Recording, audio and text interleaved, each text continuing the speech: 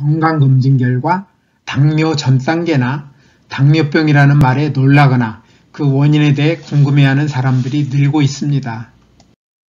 우리 몸의 모든 세포들은 포도당과 같은 영양소에 들어있는 에너지를 이용하여 살아가며 이 포도당은 피에 섞여 혈당으로 공급되는데 혈당은 적정 수준을 유지하는 것이 매우 중요합니다. 왜냐하면 혈당이 너무 낮은 저혈당 상태에서는 세포가 에너지가 부족하여 정상적으로 활동할 수 없고 너무 높으면 혈관이나 신경을 포함한 세포들이 손상되기 때문입니다. 그런데 우리 몸의 혈당 공급과 세포의 혈당 이용 사이에는 시간에 따라 일시적인 불균형이 매우 심합니다. 세포들의 혈당 이용은 24시간 내내 계속되는데 혈당 공급량은 음식이 소화되어 포도당이 흡수될 때마다 급격히 늘어났다가 소화가 끝나면 공급이 중단되기 때문입니다. 저는 지난 51번째 영상에서 우리 몸의 최고 명인은 인슐린과 글루카곤이라는 호르몬을 이용하여 음식이 소화되어 많은 포도당이 흡수됨에 따라 혈당 수치가 올라갈 때는 혈당 수치를 적정 수준으로 낮추고 포도당의 흡수량이 줄어들면 혈당을 높이는 방법으로 혈당 수치를 언제나 적정한 수준으로 유지할 수 있는 완벽한 시스템을 갖추고 있다는 말씀을 드렸습니다. 당뇨병은 혈당이 지속적으로 높은 상태를 이르며 콩팥에서 재흡수하지 못한 포도당이 오줌에 섞여 나오기 때문에 붙여진 이름입니다. 포도당이 오줌으로 나올 때 수분을 끌고 나오기 때문에 소변량이 늘어나고 그 결과 몸 안에 수분이 부족하여 심한 갈증을 느끼며 영양분이 빠져나오기 때문에 피로감을 느끼고 잘 먹어도 체중이 줄어듭니다. 저는 앞에서 우리 몸의 최고 명인은 혈당 수치를 언제나 적정한 수준으로 유지할 수 있는 완벽한 시스템을 갖추고 있다는 말씀을 드렸는데 왜 많은 사람들이 혈당 수치가 적정 수준보다 높아지는 당뇨병에 걸릴까요? 음식물이 소화되어 작은 창자에서 흡수되는 포도당은 문맥이라는 혈관을 따라 혈당의 형태로 간으로 이동하는데 짧은 시간에 많은 포도당이 흡수되면 혈당 수치는 급격히 올라갑니다. 이때 우리 몸의 최고 명의가 혈당 수치를 적정 수준으로 낮추는 과정을 살펴보겠습니다. 혈당 수치가 급격히 올라가면 우리 몸의 최고 명의는 췌장에서 인슐린 분비를 증가시킵니다. 늘어난 인슐린은 혈관을 따라 이동하면서 세포들의 수용체를 자극하며 이 자극을 받은 세포들은 문을 열어 혈당을 세포 안으로 받아들여 에너지 생산에 사용하므로 혈당이 낮아집니다.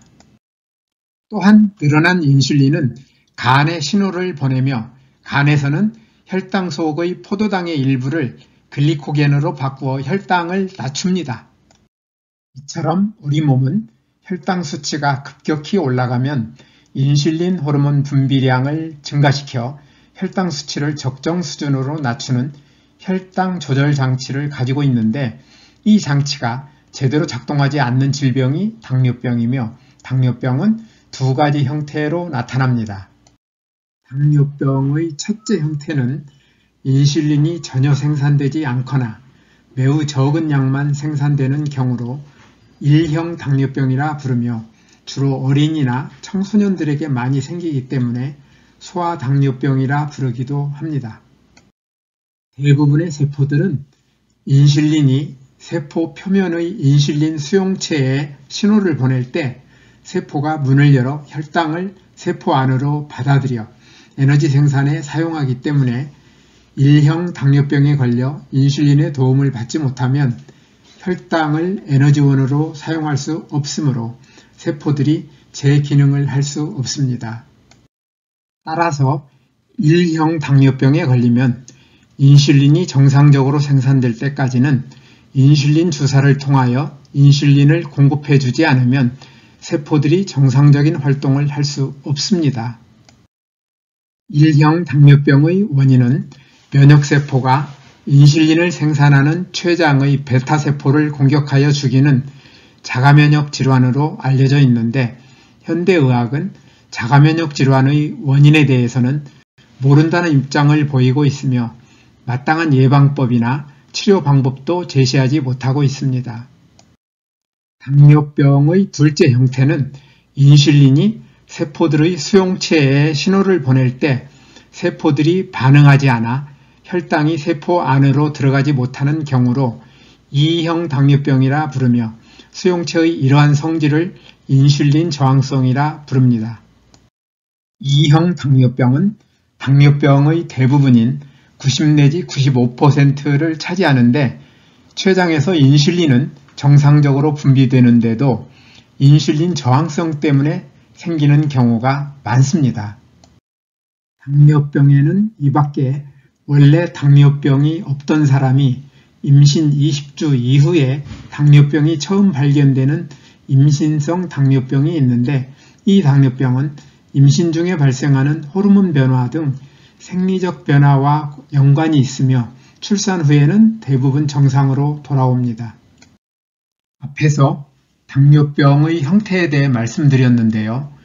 당뇨병은 잘 낫지 않으므로 예방이 매우 중요합니다.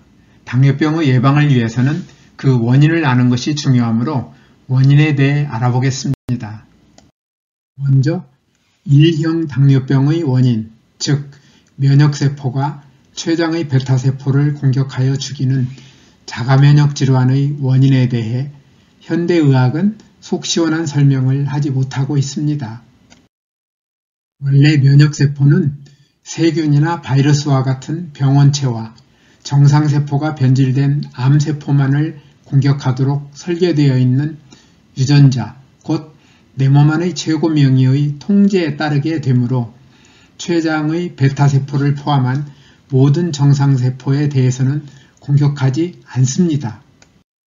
그럼에도 불구하고 면역세포가 정상세포를 나의 편이 아닌 적으로 잘못 인식하는 것은 면역세포 유전자의 정상적인 활동을 방해하는 잘못된 생활습관 때문입니다. 면역세포 유전자의 정상적인 활동을 방해하는 잘못된 생활습관으로는 제 영상 9편에서 말씀드린 것처럼 각종 영양소와 산소, 물, 햇빛과 같은 필요한 물질의 과부족, 활동과 운동의 과부족, 적절한 휴식의 부족, 사랑의 부족, 지나친 스트레스와 탐욕을 들 수 있는데 자가면역 질환에 대해 설명드릴 때 좀 더 말씀드리겠습니다. 다음으로 2형 당뇨병의 원인, 즉 세포들 수용체가 인슐린에 대해 잘 반응하지 않는 인슐린 저항성의 원인도 큰 틀에서는 1형 당뇨병의 자가면역 질환의 원인과 기본적으로 크게 다르지 않습니다. 다만 인슐린 저항성의 원인으로는 앞에서 설명드린 5가지 잘못된 생활습관 가운데 특히 잘못된 식습관과 육체적 활동 부족이 큰 영향을 주며 비만과 고혈압, 높은 콜레스테롤과 중성지방, 흡연도 주요 위험 요인임을 기억해야 합니다. 지금까지 당뇨병의 형태와 원인에 대해 살펴보았는데요. 당뇨병을 방치할 경우 얼마나 위험한지, 그리고 당뇨병을 예방하고 치유하기 위해서는 어떻게 해야 할지에 대해서는 다음 영상에서 말씀드리겠습니다. 오늘도 끝까지 영상을 시청해 주셔서 대단히 감사합니다. 다음에 더 좋은 영상으로 다시 찾아뵙겠습니다.